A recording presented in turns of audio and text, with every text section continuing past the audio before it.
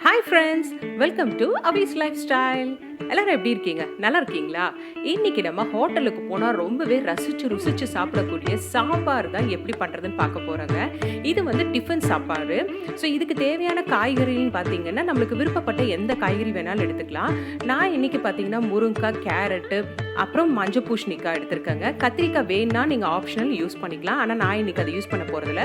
கூடவே நல்ல மொட்டாக உரிச்சு வச்சிருக்க சின்ன வெங்காயமும், ஒரு சின்ன எலுமிச்சம்பழம் அளவுக்கு ஊற வச்சிருக்க புளியும், ஒரு 3 பச்சை மிளகாயும் தேவை.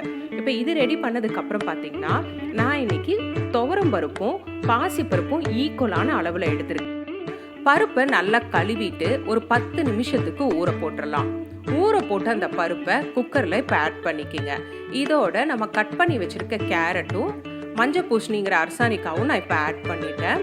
அது கூட ஒரு ஸ்பூன் அளவுக்கு மஞ்சத்தூள் ஆட் பண்ணி 1 டம்ளர் அளவுக்கு தண்ணி ஆட் பண்ணி அதை கொதிக்க விடுங்க. அது நல்லா கொதிச்சுட்டு இருக்க டைமில் நல்ல மீடியம் சைஸ் தக்காளியாக இருந்தால் 2 தக்காளியை கட் பண்ணி வச்சுக்கோங்க. அதையும் இப்போ இதோட ஆட் பண்ணிடலாம். நம்ம எடுத்து வச்சிருக்க பச்சை மிளகாயை 2ஆ இந்த மாதிரி கட் பண்ணி உள்ளே ஆட் பண்ணிடுங்க. சாம்பார் தூள் 1 ஸ்பூன் அளவுக்கு ஆட் பண்ணிவிட்டு நான் வந்து ஒரு 2 ட்ராப் அளவுக்கு விளக்கெண்ணெய் ஊற்றுறேன். எங்கள் அம்மா எந்த பருப்பு வேக வச்சாலும் அதில் ஒரு 2 ட்ராப் விளக்கெண்ணெய் ஆட் பண்ணுவாங்க. ஸோ அதையும் நான் ஆட் பண்ணி நல்லா ஒரு கொதி வந்ததுக்கப்புறம் குக்கரை வெயிட் போட்டு ஒரு 4லேருந்து 5 விசில் வர வரைக்கும் விட்டுருங்க.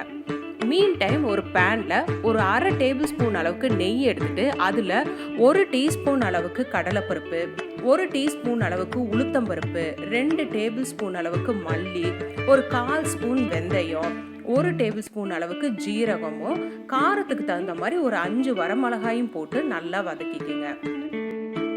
பருப்பெல்லாம் நல்லா கலர் சேஞ்ச் ஆகி வரும்போது ஒரு 7-8 சின்ன வெங்காயத்தை நீங்கள் ஆட் பண்ணி ஃப்ளேமை சிம்மில் வச்சுட்டு நல்லா வதக்கி விடுங்க. வெங்காயம் நல்லா வதங்கினதுக்கு அப்புறமா நம்ம துருவின தேங்காய் பார்த்தீங்கன்னா ஒரு 3 டேபிள் ஸ்பூன் அளவுக்கு ஆட் பண்ணிவிட்டு ஃப்ளேமை ஆஃப் பண்ணி நல்லா பெரட்டி விடுங்க. இந்த ஹீட்லேயே அந்த தேங்காயும் நல்லா வதங்கிடும். நல்லா ஆறுனதுக்கு அப்புறமா இது ஒரு மிக்சி ஜாரில் நம்ம ட்ரான்ஸ்ஃபர் பண்ணிவிட்டு நம்மளுக்கு டேஸ்ட்டுக்கு தகுந்த மாதிரி நான் இப்போ ஒரு ஸ்பூன் உப்பும் ஒரு 1/4 ஸ்பூன் அளவுக்கு பெருங்காயம் போட்டிருக்கேன். இனிப்புக்கு ஒரு டேபிள் ஸ்பூன் அளவுக்கு வெல்லம் நீங்கள் ஆட் பண்ணிக்கோங்க. உங்களுக்கு கூடுதலாக இனிப்பு பிடிக்கணும், இன்னும் கொஞ்சம் கூட நீங்கள் வெல்லம் ஆட் பண்ணிக்கலாம். இப்போ அதே பேனில் இன்னொரு 1 டேபிள் ஸ்பூன் அளவுக்கு நான் எண்ணெய் ஊற்றிருக்கேன். உரிச்சு வச்சிருக்க வெங்காயத்தை ஒரு 1/2 கப் அளவுக்கு இருக்குது. இப்போ அதை ஆட் பண்ணி முருங்கைக்காயும் இப்போ நான் ஆட் பண்ணியிருக்கேன். இப்போ இதோட கொஞ்சமாக உப்பும் போட்டுட்டு முருங்கைக்காய் வேகிறதுக்கு மட்டும்தாங்க ஒரு 1/4 ஸ்பூன் உப்பு போட்டிங்கன்னா போதும். ஒரு 1/2 டம்ளர் அளவுக்கு தண்ணி ஊற்றி மூடி போட்டு ஒரு 5 நிமிஷம் வேக விட்டுருங்க. மீன் டைம் பார்த்தீங்கன்னா நம்ம குக்கரில் நல்லா ப்ரெஷர் இறங்கிருச்சு. இப்போ இந்த ஒரு மத்து வச்சு நல்லா அப்படி கடைஞ்சி விடுங்க. ரொம்ப மேஷ் ஆகக்கூடாது. கேரட்டும் அந்த பூசணிக்காயும் கொஞ்சம் அங்கங்கே உங்களுக்கு தட்டுப்படுற அளவுக்கு நீங்கள் மசிச்சா போதும். இப்போ எதுக்கு இந்த சின்ன வெங்காயத்தையும் முருங்கைக்காயும் நம்ம வேக வைக்கிறோன்னா இந்த ஸ்டேஜில் நம்ம அரைச்சி வச்சுருக்க இந்த பேஸ்ட் ஆட் பண்ண போகிறோம். இது பார்த்திங்கன்னா ஏற்கனவே நம்ம வதக்கி அரைச்சிருக்கோம். முருங்கைக்காய் வேகிறதுக்கு கொஞ்சம் டைம். அரைச்சி வச்ச மசாலா ரொம்ப கொதிச்சுது அப்படின்னா அதோட மனம் டேஸ்ட் எல்லாம் மாறிடுங்க. அதனால் முன்னாடியே முருங்கைக்காயும் வேக வச்சுட்டோம்னா நம்மளுக்கு அந்த டேஸ்ட்டும் மனமும் சரி அப்படியே ரிட்டைன் ஆகும். இப்போ ஒரு 1/2 டம்ளர் அளவுக்கு தண்ணி ஊற்றி மூடி போட்டு ஒரு 5 நிமிஷம் நல்லா கொதிக்க விட்டுடலாம். அது கொதிச்சதுக்கப்புறம் நம்ம கரைச்சி வச்சிருக்க புளியும் ஆட் பண்ணி ஒரு 5 நிமிஷம் கொதிச்சதுக்குங்க. அதுக்கப்புறம் நம்ம மசிச்சு வச்சிருக்க பருப்பும் நல்லா கொஞ்சம் டேஸ்ட்டுக்கு தகுந்த மாதிரி உப்பும் ஒரு 2 டம்ளர் அளவுக்கு தண்ணியும் ஆட் பண்ணி மூடி போட்டு ஒரு 10 நிமிஷம் நல்லா அதை கொதிக்கிட்டுங்க. மீன் டைம் எனக்கு இட்லி ரெடி ஆயிடுச்சு.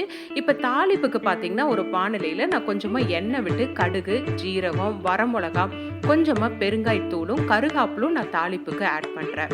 இப்போ நல்லா அந்த சாம்பார் கொதிச்சு வந்ததுக்கு அப்புறமா இந்த தாளிப்பை ஆட் பண்ணி மேலே உங்களுக்கு டேஸ்ட் அந்த மாதிரி கொஞ்சம் கொத்தமல்லியும் தூவி நீங்கள் இறக்கிடுங்க.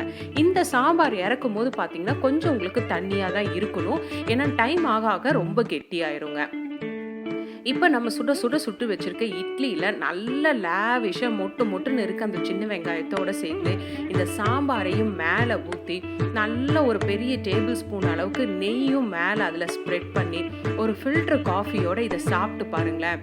இனிமேல் நீங்கள் வெளியே ஹோட்டலில் போய் இந்த இட்லி சாம்பார் சாப்பிடணுன்னு நீங்கள் நினைக்கவே மாட்டீங்க. இதை செஞ்சு பார்த்துட்டு எப்படி இருக்குன்னு மறக்காமல் எனக்கு கமெண்ட் செக்ஷனில் சொல்லுங்கள். மறக்காமல் அவிஸ் லைஃப் ஸ்டைல் சேனலை சப்ஸ்கிரைப் பண்ணுங்கள். உங்கள் ஃப்ரெண்ட்ஸ் அண்ட் ஃபேமிலி மெம்பர்ஸோட